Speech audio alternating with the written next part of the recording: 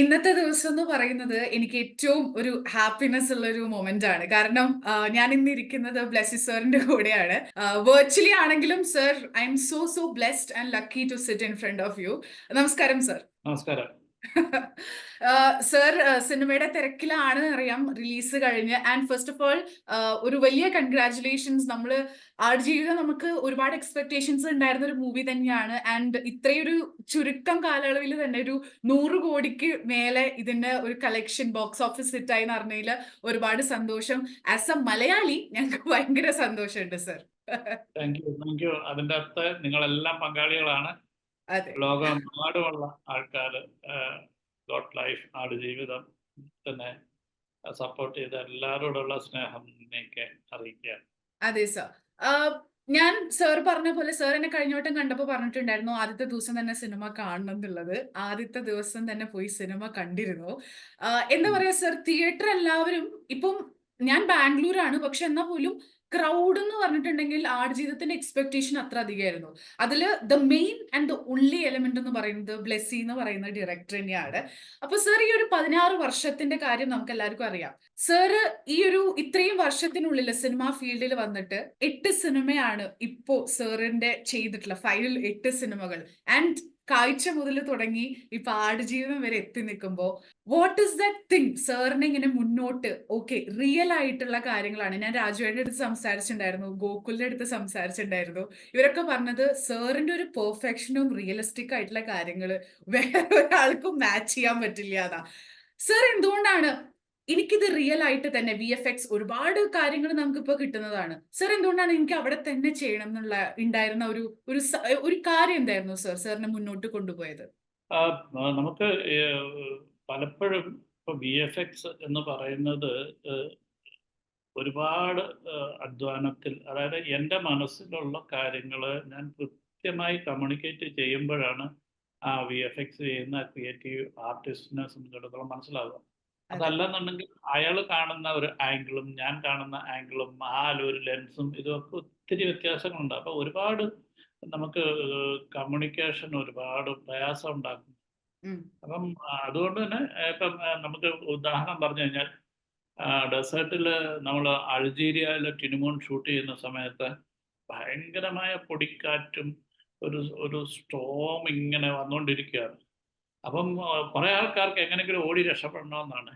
എനിക്ക് ഇത് ഷൂട്ട് ചെയ്യണമെന്നാണ്. അയ്യോ. കാരണം ഇത് ഷൂട്ട് അതെ ചെയ്യുക എന്ന് പറഞ്ഞാൽ ഒരു അപൂർവം. ഇത്രയും കിലോമീറ്ററുകൾ ദൂരെ എത്രയോ ഭൂഖണ്ഡങ്ങൾ താണ്ടി നമ്മൾ വന്നിട്ടുള്ള ഒരു സമയത്ത് ഇതെനിക്ക് ഷൂട്ട് ചെയ്യാൻ പറ്റിയാൽ ഉണ്ടാകുന്ന ഒരു റിസൾട്ട്. അപ്പൊ ആ അതെ പാട്ടിൻ്റെ അകത്തൊക്കെ ഒരുപാട് പൊടിയടിച്ച് ഇങ്ങനെ ഒരു 3 പേരും കൂടെ യാത്ര ചെയ്യുന്നത്, പിന്നെ അതല്ലാതുള്ള ജിമിയും പൃഥ്വിയും കൂടെ തടിച്ചുള്ള ഇവരെ എടുത്തുകൊണ്ട് ഓടുന്നു എന്നൊക്കെ പറയുന്ന സാധനത്തിലൊക്കെ ഒരു അതുകൊണ്ടാണല്ലോ അതിന്റെ വിൻഡും പൊടികളും ഒക്കെ ഇവരോടത്ത്. കാരണം അതെ ഇതില്ലാതെ വെറും ഒരു കാറ്റ് മാത്രമായിട്ട് ഈ പൊടിക്കാറ്റടിക്കുമ്പോൾ ഉണ്ടാകുന്ന ഒരു ഇതുണ്ട്, നമ്മുടെ കണ്ണും മുഖവും ഒക്കെ ഇങ്ങനെ വേദനിക്കുന്ന വലിയ ഒരു ഇതാണ്. അപ്പൊ അവര് ശരിക്കും പറഞ്ഞാൽ ബുദ്ധിമുട്ടുണ്ട്, കഷ്ടപ്പെട്ടിട്ടുണ്ട്. പക്ഷെ ഇന്ന് അവർ സന്തോഷിക്കുന്നുണ്ടല്ലോ എന്നുള്ളതാണ്. അതെ ഈ സന്തോഷം അന്ന് കണ്ടു. അതെ, അത് ഏറ്റവും ഇമ്പോർട്ടന്റ് ആയിട്ടുള്ള ഒരു കാര്യമാണ് സർ. സത്യത്തിൽ എനിക്ക്, ഞാൻ അതിലെ ട്രെയിലറിലായാലും പിന്നെ ഇപ്പൊ സിനിമ കണ്ടിട്ടായാലും ഏറ്റവും കൂടുതൽ എന്റെ മൈൻഡിൽ സ്റ്റക്ക് ആയിട്ട് നിൽക്കുന്ന ഒരു ഭാഗമുണ്ട്. ആ പാമ്പുകൾ വന്ന സമയത്ത് നജീബിനെ ആ ഒരു ഒന്ന് ഇതാക്കുന്ന സമയം, അപ്പൊ ഞാൻ വിചാരിച്ചത് ഓക്കെ ഇത് VFX ആയിരിക്കും എന്നുള്ളതാണ്. പക്ഷേ ഞാൻ പിന്നീട് സംസാരിച്ചപ്പോഴാണ് മനസ്സിലായത്, ഗോകുലിന്റെ അടുത്ത് സംസാരിച്ചപ്പോഴാണ്, അല്ല അത് റിയൽ ആയിട്ടുള്ള പാമ്പുകളെ കൊണ്ടുവന്നിട്ടുള്ളതാണെന്നുള്ളത്. സർ, ആ ഒരു ഷോട്ട്, ആ ഒരു സീൻ ഷൂട്ട് ചെയ്യുന്ന സമയത്ത് എന്തായിരുന്നു സാറിന്റെ മനസ്സിലുണ്ടായിരുന്നത്? അല്ല, ഇത് ഷൂട്ട് ചെയ്യുന്നതിന് മുമ്പ് തന്നെ നമുക്കറിയാം ഒരു ഒരു ഏഹ്, ഒരു VFX-ൽ ഒരു എലമെന്റ് വരുമ്പോൾ നമ്മുടെ റിയൽ ബോഡിയുമായിട്ടുള്ള ഇന്ററാക്ഷൻസ് വരുമ്പോൾ ഇപ്പൊ എല്ലാവർക്കും അറിയാം അതുണ്ടാകുന്ന ബുദ്ധിമുട്ടുകൾ. എത്രത്തോളം പെർഫെക്ഷൻ ഉണ്ടാക്കിയെടുക്കാം എന്ന് പറയുന്നത് എടുക്കാൻ പറ്റില്ല എന്നല്ല ഞാൻ പറയുന്നത്.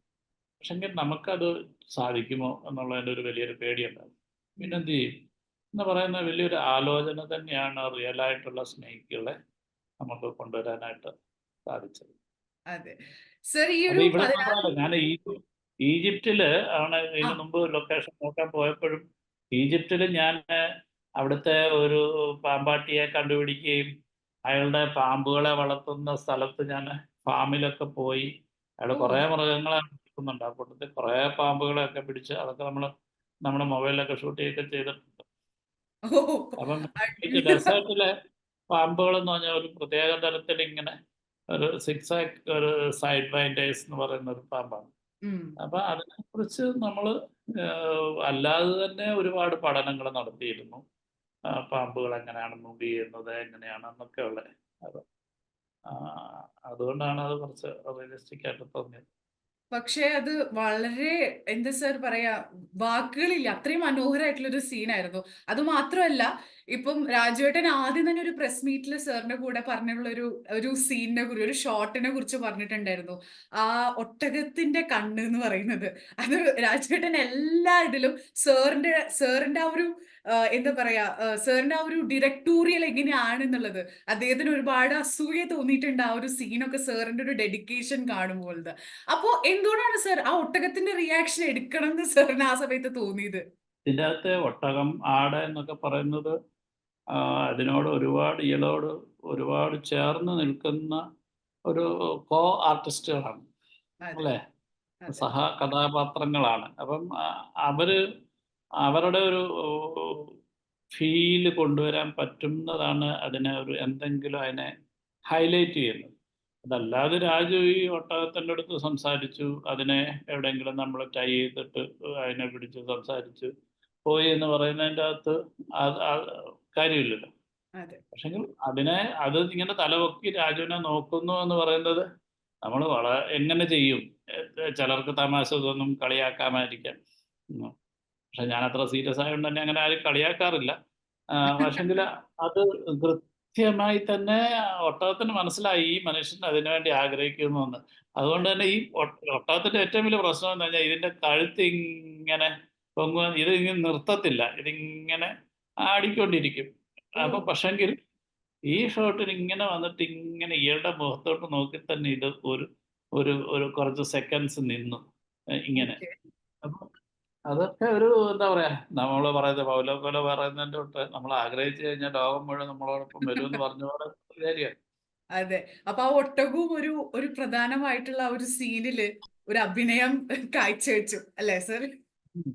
Definitely. അതെ. സർ അതുപോലെ തന്നെ ഏറ്റവും ഇമ്പോർട്ടന്റ് ആയിട്ട് നമുക്ക് പറയാനുള്ളത് രാജുവേട്ടന്റെ ഒരു ക്യാരക്ടർ സർ ചൂസ് ചെയ്തത്. രാജുവേട്ടന് തന്നെ ഐ മീൻ പൃഥ്വിരാജ് എന്ന് പറഞ്ഞ ഒരു ആക്ടറെ അതിൽ ക്യാരക്ടറിൽ കാസ്റ്റ് ചെയ്യാൻ സാറിന്റെ മനസ്സിൽ എന്തൊക്കെയായിരുന്നു? ഓക്കെ, ആളുടെ എത്ര കാര്യങ്ങൾ എക്സ്പെക്ട് ചെയ്തിട്ടുണ്ടായിരുന്നു? അല്ലെങ്കിൽ എന്ത് കണ്ടിട്ടായിരുന്നു സർ പൃഥ്വിരാജ് ഈ ഒരു ക്യാരക്ടറിന് മാച്ച് ആയിരിക്കും എന്ന് തോന്നിയത്? രാജുവിന്റെ ഒരു ഡെഡിക്കേഷൻ തന്നെയാണ് അതിന്റെ മുഖ്യ കാരണം. അപ്പം രാജുവിനെ പോലെ ഒരു സുന്ദരനായ ഒരു ചെറുപ്പക്കാരന് മുഖം നജീബിനില്ല എന്നുള്ളത് എല്ലാവരും എന്നെ അവിടെ ചോദിച്ചാണ്. എനിക്ക് ഒരു ആർട്ടിസ്റ്റിനെ എങ്ങനെയാണ് അതിലേക്ക് കൊണ്ടുവരുന്നു എന്നുള്ളത് അതിനെക്കുറിച്ച് കൃത്യമായ ധാരണ. ഇതെല്ലാം ഉള്ള ഒരു സാധാരണക്കാരനെ പിടിച്ച് നമുക്ക് അഭിനയിപ്പിക്കാൻ പറ്റില്ലല്ലോ. അതെ. അപ്പം ഇദ്ദേഹത്തില് എങ്ങനെയാണ് ഭാവമാറ്റം കൊണ്ടുവരാൻ പറ്റുക, അദ്ദേഹത്തിന്റെ കോൺഫിഡൻസ് എങ്ങനെയാ, ഇവിടെ രാജുവിനെ സംബന്ധിച്ചിടത്തോളം വളരെ അല്ല, എല്ലാത്തിനും വളരെ അതെ. കണ്ണുകൾക്ക് ഭാവങ്ങൾക്കൊക്കെ ഭയങ്കര ഒരു ഒരു ഒരു തറഞ്ഞ നോട്ടവും ഒക്കെ അങ്ങനെയൊക്കെ ഉള്ള ഒരു കോൺഫിഡൻസ് ഉള്ള ഒരാളാണ് ശരിക്കും. ഒരുപാട് അറിവുള്ള ഒരാളാണ്. ഇതൊക്കെ അറിയാതെ പുള്ളിയുടെ ഏഹ്, നോട്ടത്തിലും ഭാവത്തിലും ഒക്കെ വരുന്നുണ്ട്. അപ്പൊ ഇതിനെ ഒഴിവാക്കി എടുക്കുമ്പോൾ തന്നെ വലിയൊരു മാറ്റം ഉണ്ടാകും. ഏഹ്? ഉം. ആ മാറ്റമാണ് ഇപ്പൊ അപ്രീഷിയേറ്റ്. ഇപ്പം മറ്റു സിനിമകളെക്കാൾ ഉപരിയായിട്ട് ഈ സിനിമയിൽ പൃഥ്വിരാജ് ഇല്ല എന്ന് പറയുന്നത്, അല്ലെങ്കിൽ ആ ഒരു നേട്ടം ഉണ്ടാകുന്നത് അത്രയധികം വലിയൊരു വ്യത്യാസം ഈ സിനിമയിലൂടെ രാജുവിന് കാഴ്ചവെക്കാൻ കഴിഞ്ഞു എന്നുള്ളതാണ്.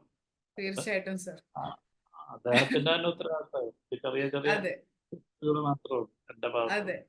അത് ഇപ്പൊ രാജേണ്ണായാലും ഗോകുലായാലും ജിമ്മി ആയാലും ഇവരെല്ലാരും പറഞ്ഞ കാര്യമാണ്, സാറിന്റെ ആ ഒരു ഡെഡിക്കേഷന്റെ അടുത്ത് അവരുടെ ഡെഡിക്കേഷൻ ഒന്നുമല്ല എന്നുള്ളത്. സർ ഈ ഒരു ലാസ്റ്റ് മൊമെന്റില് ഈ ഒരു ഇത്രയും വർഷത്തെ ഒരു ജേർണി കഴിഞ്ഞ ഒരു ദിവസം ഉണ്ടാവുമല്ലോ, ഞാൻ പറയുന്നത് പോസ്റ്റ് പ്രൊഡക്ഷന്റെ സമയമല്ല, അതിന് മുന്നായിട്ട് ഷൂട്ടിംഗ് കഴിഞ്ഞ ദിവസം ലാസ്റ്റില് സാറിന് എന്തായിരുന്നു എന്തായിരുന്നു ഫീൽ ചെയ്തിട്ടുണ്ടായിരുന്നത്? ഇങ്ങനെ ഒരു ലാസ്റ്റ് മെയിൻ ഷൂട്ട് കഴിഞ്ഞതെന്ന് വെച്ചാൽ ഡെസേർട്ടിലെ ഷൂട്ടും ജോർദാനിലെ ഷൂട്ടും ഒക്കെ കഴിഞ്ഞ ദിവസം ശരിക്കും പറഞ്ഞു കഴിഞ്ഞാൽ ഞാൻ ലാസ്റ്റ് ഷോട്ടൊക്കെ ഇങ്ങനെ ഒരു പകുതി ബോധത്തിലാണ്. ഞാൻ കിടന്നുകൊണ്ടൊക്കെയാണ് ഷൂട്ട് ചെയ്തത്. ഓ അതെ. ഞാൻ സിക്കായി.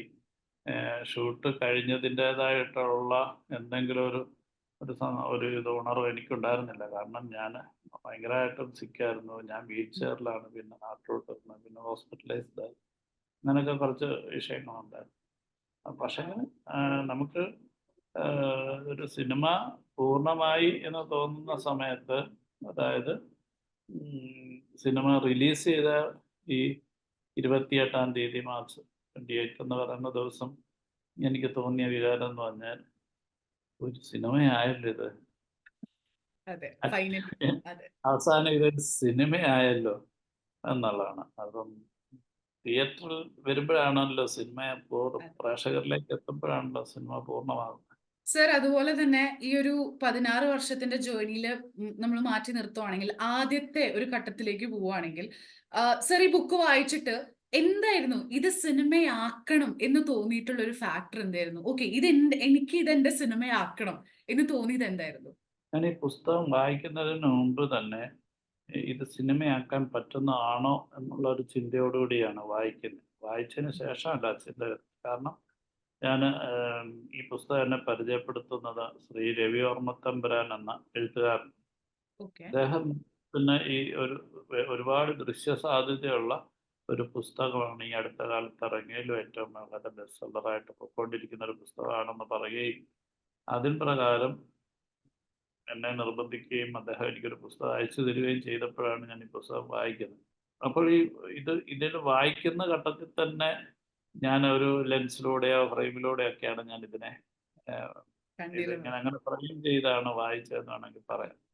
അതുകൊണ്ട് തന്നെ ഇത് വായിച്ചതിന് ശേഷം ഇമ്മീഡിയറ്റ് ഞാൻ ബെന്യാമിനെ വിളിക്കുകയും എനിക്ക് എൻ്റെ താല്പര്യം അറിയിക്കുക ചെയ്യേണ്ടത്. സോ അദ്ദേഹത്തിന്റെ റെസ്പോൺസ് എങ്ങനെയായിരുന്നു സർ? ഓക്കെ, സാറിന് കാരണം നമുക്ക് എല്ലാവർക്കും അറിയാം സാറ് 2008 ആ ഒരു കാലഘട്ടം മുതൽ ഈ ഒരു സിനിമയുടെ പുറകെ ആവുമ്പോൾ എത്രമാത്രം അതിനെക്കുറിച്ച് മനസ്സിൽ കയറിയിട്ടുണ്ട് ആ ഒരു കഥ എന്ന് നമുക്കറിയാം. അപ്പൊ അദ്ദേഹത്തിന്റെ റെസ്പോൺസ് എങ്ങനെയായിരുന്നു? ആ ഒരു സമയത്ത് സാറിന്റെ മൂവീസ് എല്ലാം നല്ലൊരു ഹിറ്റ് ആയിട്ട് നിൽക്കുന്ന ഒരു സമയമായിരുന്നു. അദ്ദേഹത്തിന്റെ റെസ്പോൺസ് എങ്ങനെയായിരുന്നു സർ? അദ്ദേഹത്തിനെ സംബന്ധിച്ചിടത്തോളം വലിയ സന്തോഷമായിരുന്നു, താല്പര്യമായിരുന്നു.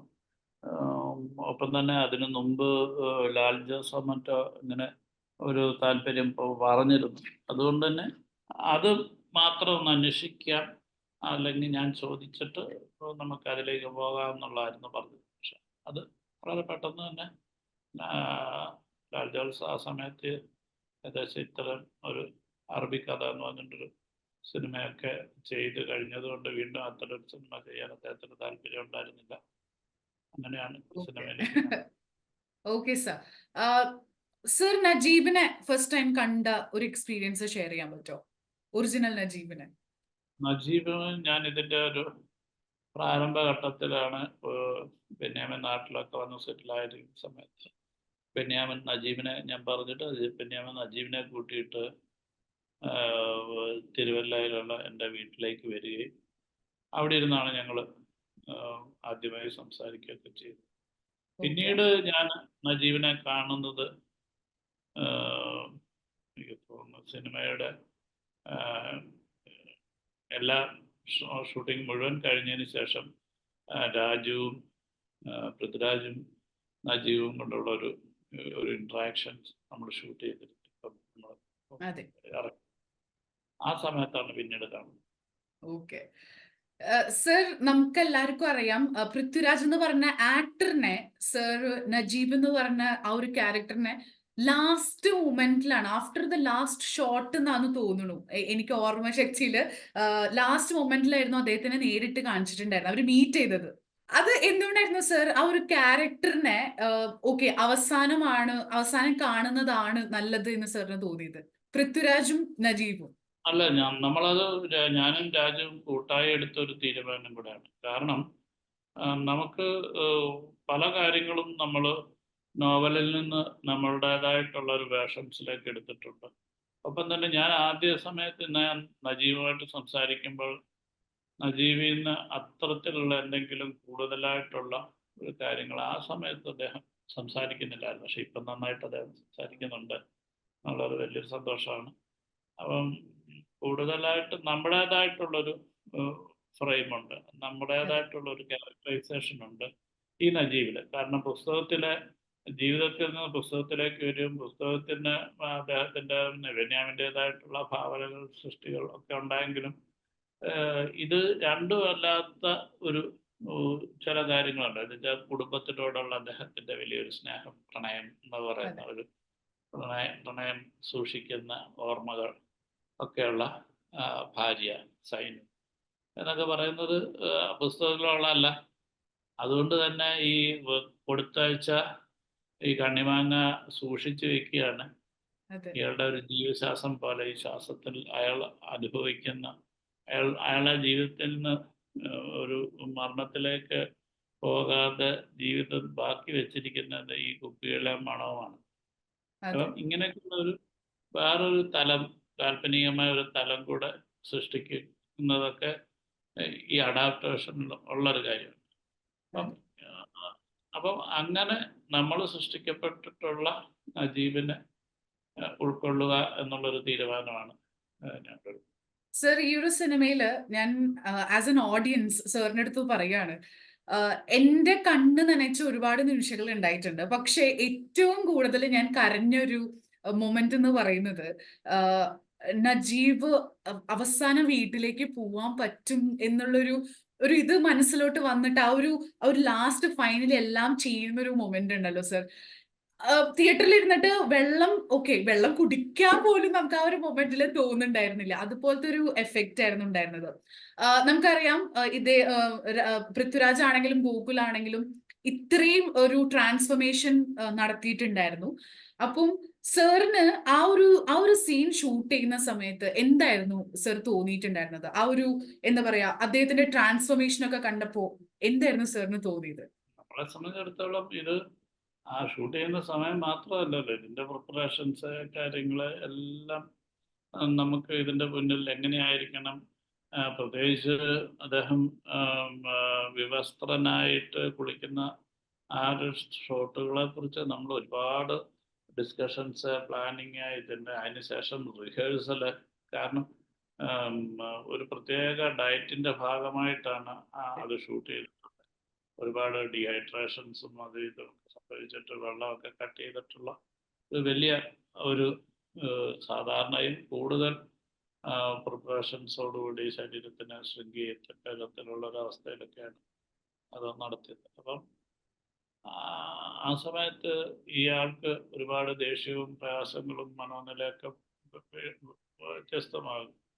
അതുകൊണ്ട് തന്നെ ഒരു ഡിസ്റ്റർബൻസ് ഉണ്ടാകാതിരിക്കാനായിട്ട് അതെല്ലാം നമ്മൾ കാലത്ത് തന്നെ ഫുൾ സെറ്റായി. അന്നേരം ഇതിന് ഇൻബിറ്റ്വീൻ ഒരു ഡിസ്കഷൻ ഇല്ല.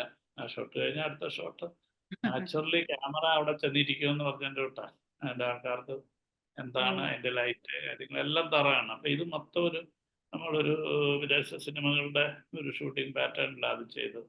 അതുപോലെ തന്നെ സർ, ജോർഡനിലെ ആ ഒരു സമയം നമുക്ക് എല്ലാവർക്കും അറിയാം, ലോക്ക്ഡൌണിന്റെ സമയമായിരുന്നു. ആ ഒരു 2-3 മാസത്തില് ഒരുപാട് കാര്യങ്ങള് എന്നുവെച്ചാ നമുക്ക് ഒരുപാട് ഫെസ്റ്റിവൽസ് ഉണ്ടായിട്ടുണ്ട്. ഈസ്റ്റർ, അതുപോലെ തന്നെ അവിടെ ഒരു ഫാമിലി ക്രിയേറ്റ് ആയി എന്ന് നമ്മൾ ആ ഒരു BTS വീഡിയോ നമ്മൾ എല്ലാവരും കണ്ടിട്ടുണ്ടായിരുന്നു. ആ ഒരു മൊമെന്റില് സാറിനെ മുന്നോട്ട് കൊണ്ടുപോയ ഒരു ഫാക്ടർ എന്തായിരുന്നു സർ? ഓക്കെ, എനിക്കിത് ഷൂട്ട് ചെയ്തിട്ട് തന്നെയാണ് ഇനി ഞാൻ ഇവിടുന്ന് തിരിച്ചു പോകാൻ പറ്റുള്ളൂ. കാരണം ഒരു കൺഫർമേഷൻ ഉണ്ടായിരുന്നില്ലല്ലോ, ഇത് കഴിഞ്ഞാൽ എന്ത് എന്നുള്ളൊരു സംഭവം. ഒരു കൺഫർമേഷൻ കിട്ടിയിട്ടുണ്ടായിരുന്നില്ല. അപ്പൊ സാറിന് എന്തായിരുന്നു തോന്നിയിട്ടുണ്ടായിരുന്നത് ആ ഒരു സമയത്ത്? ഈ നമ്മളെ സംബന്ധിച്ചിടത്തോളം എനിക്കെന്നല്ല, ആർക്കും നാളെ എന്താണ് സംഭവിക്കാൻ പോകുന്നതെന്നുള്ളത് അതെ. യാതൊരു ധാരണയും ഇല്ലാത്ത ഒരു കാലഘട്ടമായിരുന്നു അത്. എന്നുവെച്ചാൽ അതെ. ഇത്രയധികം നാള് നമ്മുടെയൊക്കെ ജീവിതത്തിൽ ഇത് കയറി വരും എന്നോ ഇതിൽ നിന്ന് റിക്കവർ ആകാൻ ഇത്രയധികം സമയമെടുക്കുമെന്നൊന്നും നമ്മൾ ആരും കരുതിയിരുന്നില്ല. കാരണം നമ്മൾ അതെ. ഒരാഴ്ച രണ്ടാഴ്ചയാണ് നമ്മൾ മാക്സിമം ഓ. പ്രതീക്ഷിക്കുന്നത്. അങ്ങനെ നീണ്ടിട്ട് 2 വർഷത്തേക്ക് മാറി എന്നുള്ളതാണ് വലിയൊരു കാര്യം. അപ്പം ഈ സമയത്തുള്ള ഏറ്റവും വലിയ ദൗർഭാഗ്യം എന്ന് ഈ സമയത്ത് തന്നെയാണ് രാജു 32 കിലോ ഭാരം കുറച്ച് നിൽക്കുന്നത്. അപ്പം ഇത് നമുക്ക് എങ്ങനെയും ഷൂട്ട് ചെയ്തേ പറ്റൂ. അതെ. അതിനെന്ത് ചെയ്യാൻ പറ്റും? അപ്പം നമുക്കവിടെ ഷൂട്ടിങ് അനുവദിക്കുന്നില്ല. അത് അനുവദിച്ച് കിട്ടാനായിട്ട് ഒരുപാട് സ്വാധീനങ്ങൾ നമ്മൾ ഉപയോഗിക്കുന്നു. നമുക്ക് കുറേയധികം സമയം കിട്ടുന്നു. ചെയ്യാവുന്നതൊക്കെ നമ്മൾ അതിൻ്റെ തലങ്ങും വിലങ്ങും ആലോചിച്ച് നമ്മൾ ചെയ്യുകയുണ്ടായി. കാരണം വീണ്ടും ഈ മനുഷ്യൻ വീണ്ടും ഇതേ അവസ്ഥയിലേക്ക് എത്തുക എന്ന് പറയുന്നത് ബുദ്ധിമുട്ടാണ്. വലിയ പ്രയാസമാണ്. അതെ. അപ്പം അങ്ങനെ ഈ അവൈലബിൾ ആയിട്ടുള്ള ആർട്ടിസ്റ്റുകളെയൊക്കെ വെച്ചിട്ട് ഷൂട്ട് ചെയ്യാവുന്ന മാക്സിമം രംഗങ്ങൾ ഷൂട്ട് ചെയ്യാനുണ്ട്.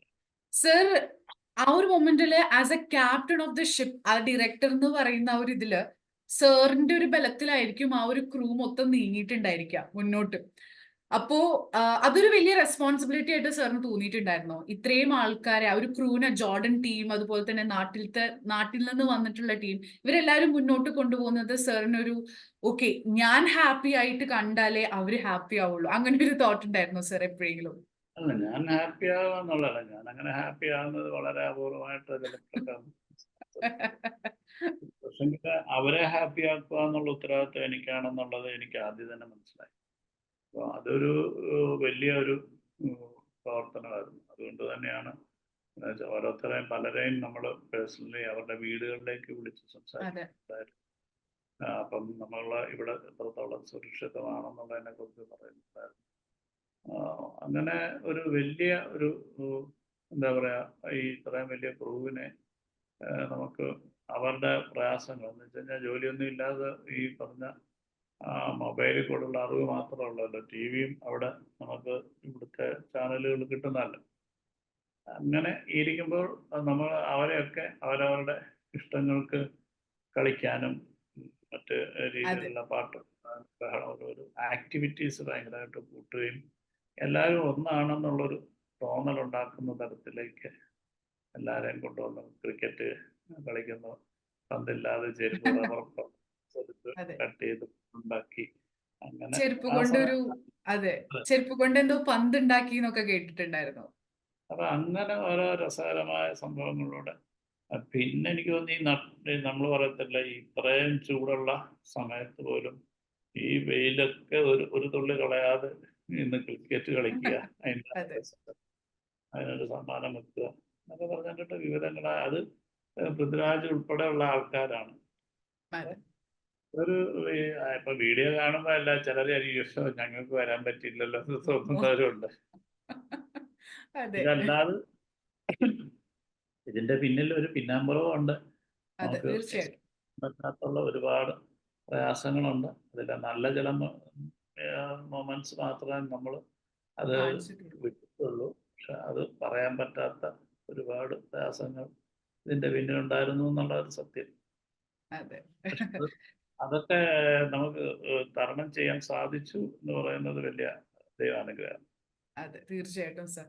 അതുപോലെ തന്നെ 2018 ഇതിന്റെ ഷൂട്ടിംഗ് സ്റ്റാർട്ട് ചെയ്യുമ്പോൾ സർ, അമല പോൾ, പൃഥ്വിരാജ് എന്ന് പറയുന്ന ആ ഒരു കോമ്പിനേഷൻ സ്റ്റാർട്ടിങ് തുടങ്ങിയിട്ടുണ്ടായിരുന്നു.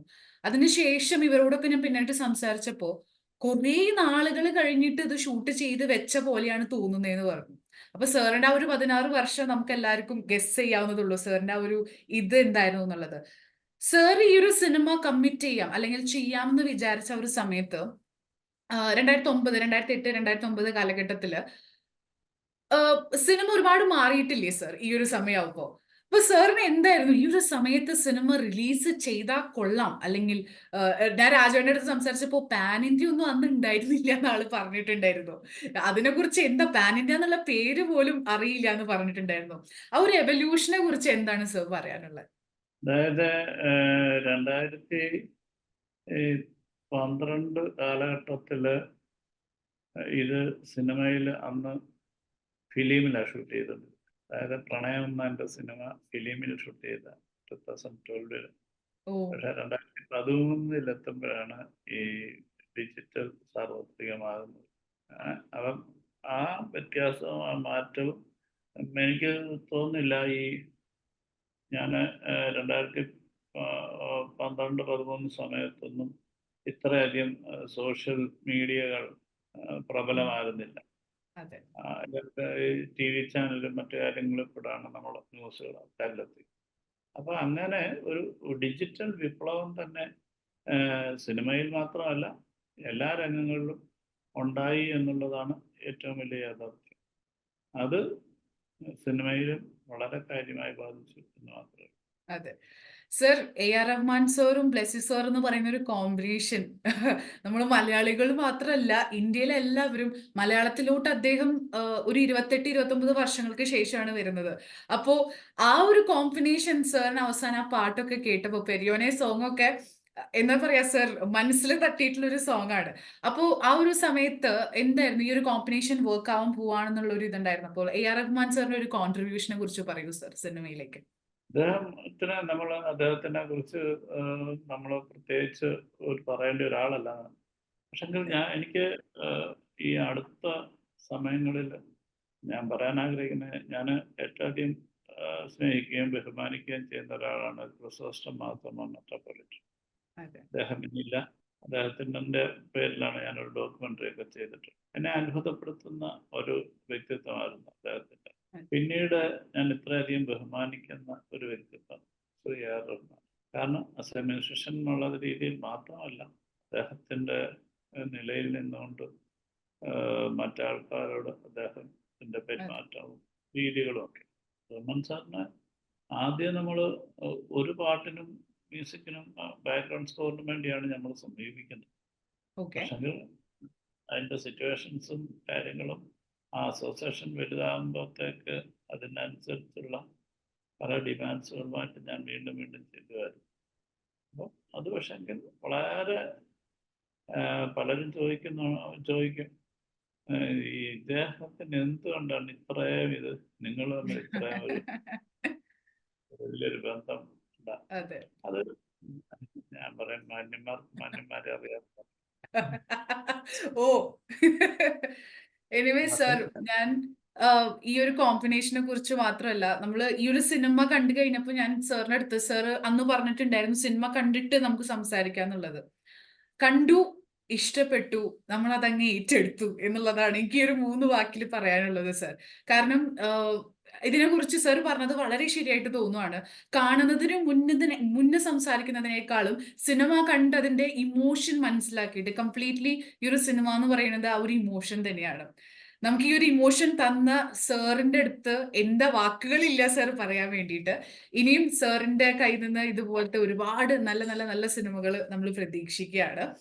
ആൻഡ് ഞങ്ങൾക്ക് എനിക്ക് പേഴ്സണലി സാറിൻ്റെ അടുത്ത് മീറ്റ് ചെയ്യാൻ പറ്റുക, അതുപോലെ തന്നെ ആടുജീവിതത്തിന്റെ ഒരു പാട്ടാവാൻ പറ്റുക എന്ന് പറയുന്നത്, സാറിന്റെ കൂടെ സംസാരിക്കാൻ പറ്റുക എന്ന് പറയുന്നത് വളരെ ഒരു ലക്കി ആയിട്ടുള്ള ഒരു കാര്യമാണ്.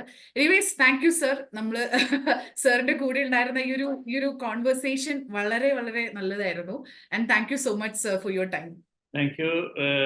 എന്നെ ഇത്രയും നേരം കേട്ട മലയാളി ശ്രോതാക്കൾക്കും എൻ്റെ ഏറ്റവും നന്മയുടെ സ്നേഹത്തിൻ്റെ ഒരു ചെറിയ പെരുന്നാളും വിഷുവിൻ്റെ ഐശ്വര്യവും സമൃദ്ധിയും ഒക്കെ ഉള്ള ഒരു പുതിയ കാലവും ഉണ്ടാകട്ടെ. അപ്പം ആടുജീവിതം കാണാത്ത ആൾക്കാർ കാണുക, അതിനെക്കുറിച്ചൊക്കെയുള്ള അഭിപ്രായങ്ങളൊക്കെ തരുന്നതാണ് നമുക്കൊരു സന്തോഷം ഉണ്ടാകുന്നത്. കാരണം ഇത് നിങ്ങളുടെ ഒരു സിനിമയാണ് എന്ന് കരുതിക്കൊണ്ട് തന്നെ നിങ്ങളതിനെ മാക്സിമം മറ്റുള്ളവരിലേക്ക് എത്തിക്കാനും ശ്രമിക്കുക. അപ്പോഴാണ് ഈ സ്നേഹത്തിൻ്റെയും സന്തോഷത്തിൻ്റെയും ഒക്കെ സൗന്ദര്യം കൂടുന്നത്. തീർച്ചയായിട്ടും സർ, തീർച്ചയായിട്ടും. Thank you so much. And ഇത് സർ പറഞ്ഞ പോലെ തന്നെ ഇത് ഞങ്ങളുടെയും കൂടെ സിനിമയാണ്. Okay, thank you so much sir. Thank you.